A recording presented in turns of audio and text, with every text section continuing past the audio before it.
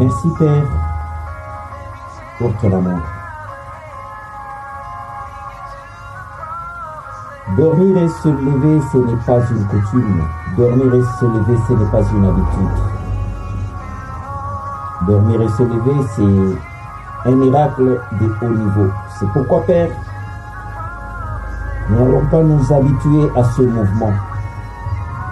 Chaque fois que nous prendrons conscience que nous sommes debout, que nous sommes en éveil et que nous pouvons faire ceci ou cela, cela doit nous interpeller pour que nous puissions encore une fois de plus t'adresser quelques paroles, quelques mots, car ce que nous sommes l'ouvrage de tes mains. Comme le dit Romains 9 au verset 20, nous sommes l'argile et toi Dieu tu es le potier. C'est pourquoi nous allons continuer à prier pour notre destinée. Nous prions pour notre destinée parce que toi Dieu tu ne fais rien au hasard, tu fais tout pour un but. Comme le dit Jérémie 1 au verset 5, tu disais à ton serviteur, avant que tu ne sois conçu dans le sein de ta maman, moi Dieu je te connaissais. Non seulement je te connaissais, mais j'avais fait quelque chose. Je t'avais établi prophète, ô Père. L'établissement avait précédé même l'existence de la personne. L'établissement avait précédé même la conception de la personne. Tu l'avais établi, tu l'avais oint. C'est pourquoi, Père, nous allons prier pour notre destinée, encore et encore. Ça en vaut vraiment la peine. Parce que nous ne sommes pas sur cette terre par hasard.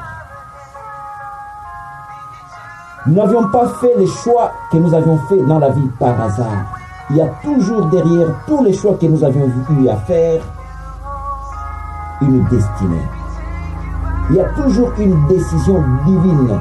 Il y a toujours une influence cachée.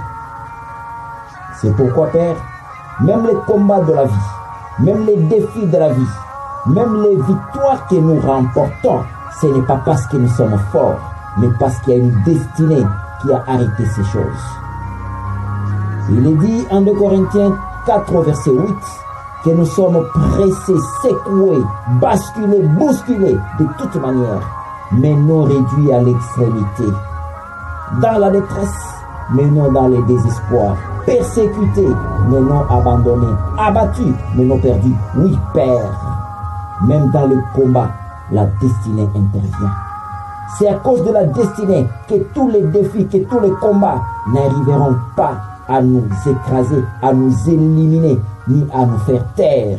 Au contraire, à cause de la destinée, chaque fois qu'il y aura des combats et des défis, c'est une voix qui s'élèvera encore et encore. En réalité, nous sommes des vases, comme le dit 2 Corinthiens 4, 7. Des vases fragiles et faibles, mais tu as donné à ces vases une destinée. Et si tu as donné à ces vases une destinée, ce n'est pas pour que nous soyons glorifiés, mais pour que toi, Dieu, tu sois glorifié. C'est pourquoi, Père, même quand nous aurons à remporter des victoires, c'est à cause de cette destinée. Toi, Dieu, tu maîtrises les choses et tu vas continuellement tourner ces choses à notre avantage. Il est dit en Ésaïe 46, au verset 10, que tout ce que toi, Dieu, tu as décidé dans l'éternité, finit par s'accomplir avec précision. Il est dit en Ésaïe 25, 1, que le hasard n'existe pas. Tout arrive pour un but. Tout a été décidé. Même la captivité des enfants d'Israël, en Genèse 15 au verset 13, les 400 années de captivité étaient déterminées par toi.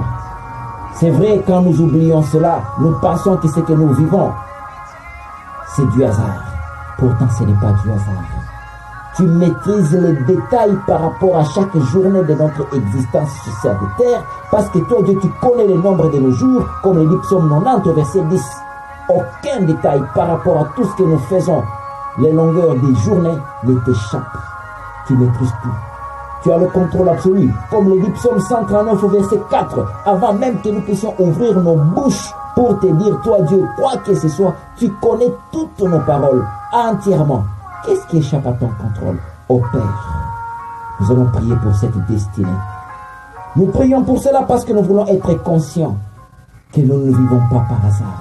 Nous vivons pour un but. Même Samson, en Juge 14, il était venu sur cette terre pour une mission précise. Dès sa conception, Il y avait des interdits. Sa maman ne pouvait pas manger du n'importe quoi. Oh Père, nous ne sommes pas comme tout le monde. Parce que nous reconnaissons qu'il y a quelque chose que tu es en train de faire chaque jour qui passe. Et si ce n'était pas le problème de la destinée, nous ne sommes pas mieux que quiconque. Nous serions déjà écrasés, nous serions déjà anéantis, nous serions déjà morts. Mais parce qu'il y a une destinée, il y a des choses qui vont continuellement nous arriver à cause de cette destinée. Samson a développé une force indescriptible à cause de la destinée. Merci Père pour ta grande fidélité. Parce que quand toi Dieu, tu commences une œuvre, tu dois amener cette œuvre à la fin. Personne ne t'évite. Tu es Dieu. Nous tremblons devant toi. Nous te bénissons pour cette destinée merveilleuse que tu as placée devant nous. Au nom de Jésus-Christ. Amen.